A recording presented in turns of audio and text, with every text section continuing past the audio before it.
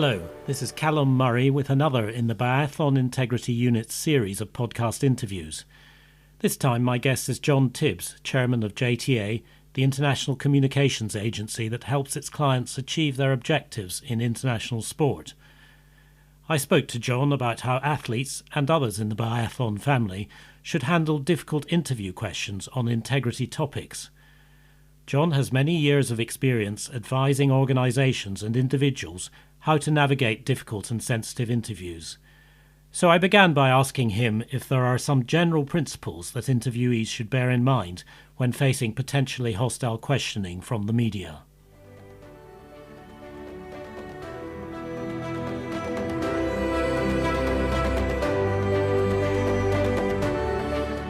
Well, I think a guiding principle is that you should never lie and not even evade telling the truth.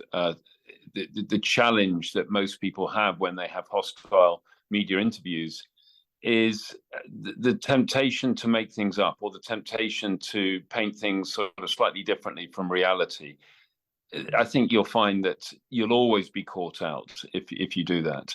So I think principle number one is never lie. Principle two is really you can only speak to things that you are responsible for as an athlete. That's yourself and your teammates and being part of a team. It's very difficult for you to speak with authority on areas where you are not responsible for that particular subject. You can have your own views, but you can't speak with real authority on it. So I think it's important for people to stick to the areas that they are responsible for. And I would say one more would be to avoid giving too many personal views and opinions on particularly on sensitive and controversial subjects. So when a journalist says, but what do you think? What's your personal opinion? Often we get our clients to say, look, my personal opinions aren't that important here. What's important is the policy that our international federation has or whatever. So it's quite important that you don't get caught out by giving your own personal views, which could be completely at odds with the organization that you represent. Okay, interesting.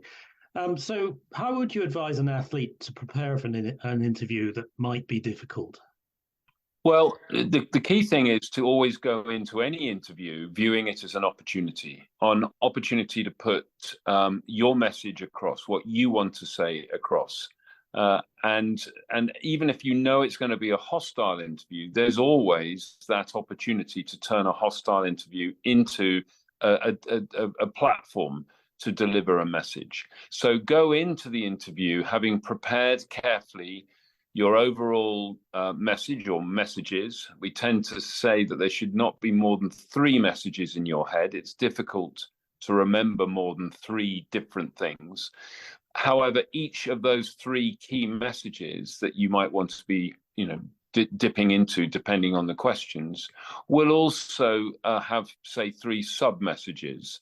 And then those sub-messages should have some evidence, data, proof points that back up what you're saying. So we call it a 3x3 matrix, which is 3 key messages. Each key message has 3 related sub-messages, and those sub-messages have up to 3 proof points or data. So it's sort of 3x3x3, and that gives you a left to right reading in your mind's eye. You're kind of reading key message first, then I'm going to go to key message, sub-message 2, and then I'm going to go for a couple of those proof points. And so in your mind's eye, you're kind of reading left to right in that order. And so any question you get, there's an opportunity to what we say bridge, or as Americans would call it, pivot to your key message, sub-message, and proof points. Can we try and look at some examples of hostile questioning that are specific to the integrity issues that the BIU is responsible for? And I wonder, I've got 3 examples here of hostile questions. I wonder how these questions might be answered in each case. And of course, I should say that in each case, we're assuming that the interviewee is innocent of what he or she might be being accused of, or what the implication might be. So, first one, an athlete is asked, your coach has been linked to doping through another athlete that he or she coaches, who has tested positive for a prohibited substance. So what's your response to this? Well, if it's widely in the public domain, then you would prepare for it slightly differently, because you would know what the status is in terms of the A sample and then the B sample, and what then what the procedure is for investigations and so on. If it's come completely out of the blue and it's been sprung on you, this news, and the journalist has sort of almost doorstepped you with this news, you need to buy yourself time, because you don't know how accurate the information is. You don't know anything about the context behind what the journalist says. So if it's been sprung on you, you would probably need to reply along the lines of, well, this is news to me. I need to find out much more about it. So I can't comment on this particular allegation that you're making. What I can tell you, and there's the pivot, there's the bridge. What I can tell you is that I personally, and I know the International Biathlon Union, are 100% opposed and have a zero tolerance to all forms of doping. But I can't comment on this particular case. So you can put in a key message, which I just got in there, but what you can't do is comment on something you don't know about. If it's in the public domain already, and we're all halfway through the testing procedure. So, for example, the A sample had tested positive, but they were waiting on the B sample. Again, you need to just create a buffer between convicting someone before the actual due legal process has happened. So you'd say, well, we are obviously through a due process at the moment. We're going to wait to see what happens there. I'm not going to make any decisions until I know exactly the context and what the outcome of this. But what I would like to tell you is that I personally, and I know the IBU, have a zero tolerance for doping, and off you go again onto what you want to say. And then if it's more certain that the coach is implicated with the athlete because the B sample tested positive as well and everything is confirmed, then the athlete would need to have already pre-prepared the position of the IBU and the position of the integrity unit and other bodies that may be sitting in investigation on this, so that the athlete is not out of sync with the governing body. And that would require careful integration of messaging and preparation. So second example, this time it's a coach who's asked, an athlete you coach has complained of bullying by you. Are you a bully? And if not, why has there been a complaint about this?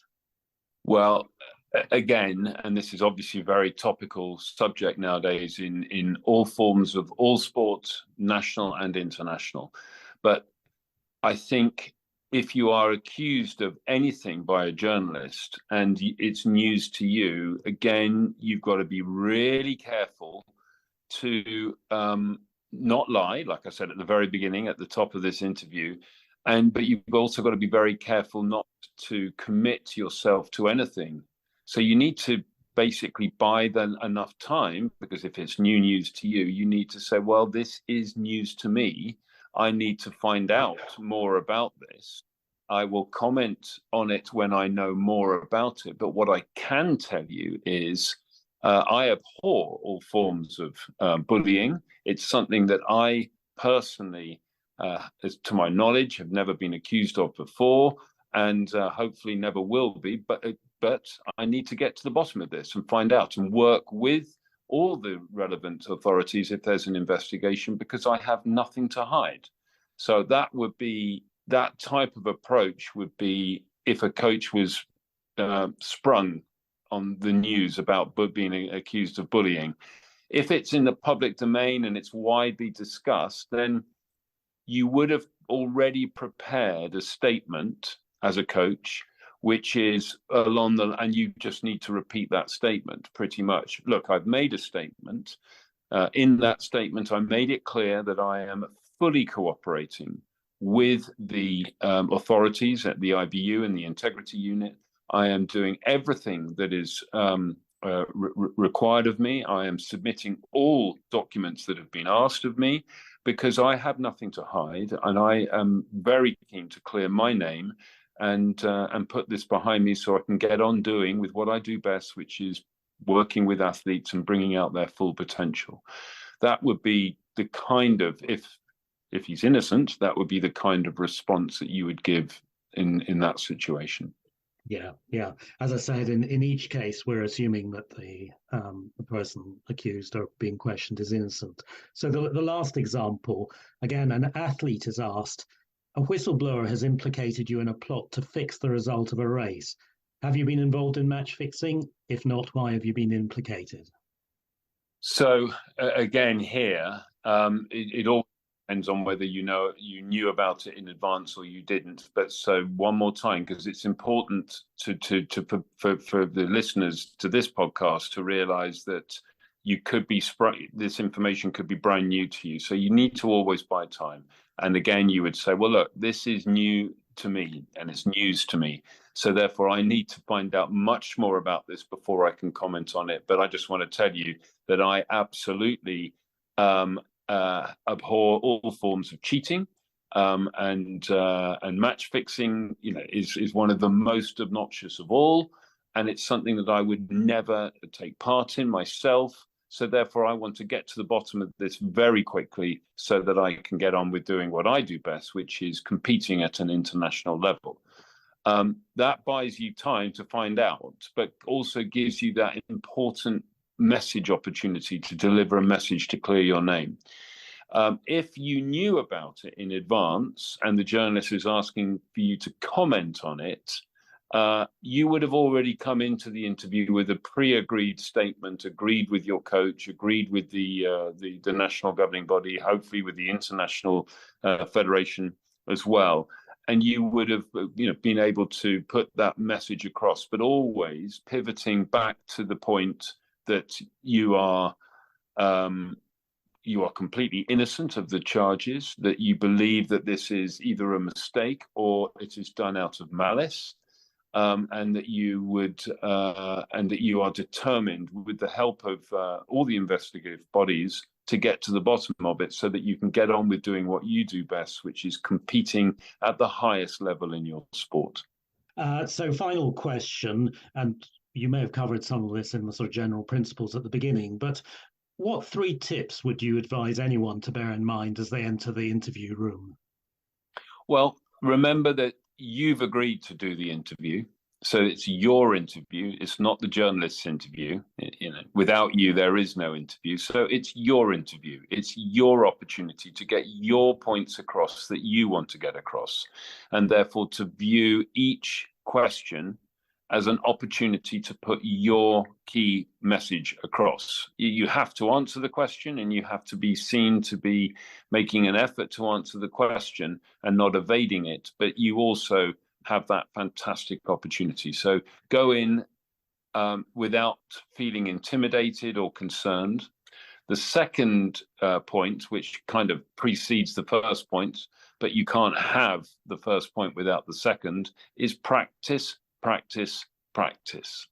Anticipate what the tricky questions are. Work out what your key message delivery will be and how you pivot, bridge to those key messages.